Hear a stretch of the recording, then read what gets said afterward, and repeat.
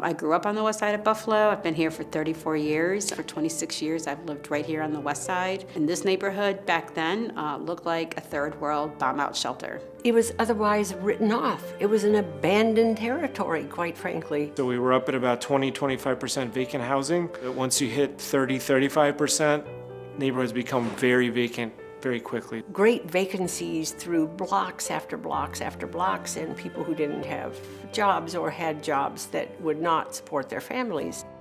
I wanted to be part of something to make change, and we took people from the community and fixed abandoned buildings up and made them livable.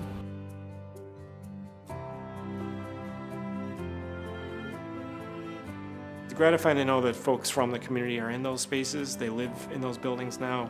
It's housing that we built for the community, and it's good housing. We are trying to build a mixed income, a mixed amenity neighborhood.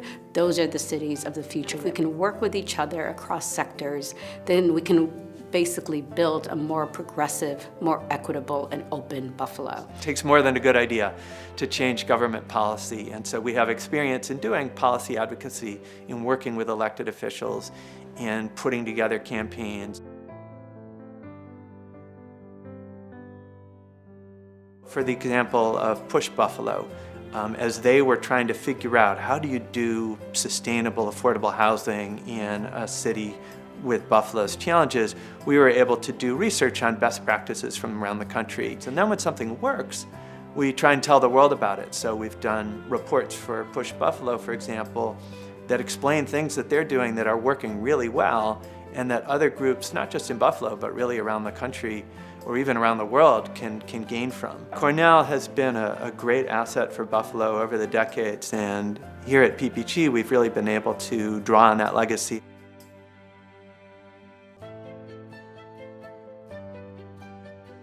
I've watched the city change dramatically. If you go to the west side and you look at Push's Green Development Zone, that's a place that was rife with abandoned, boarded up housing units as little as 5 to 10 years ago.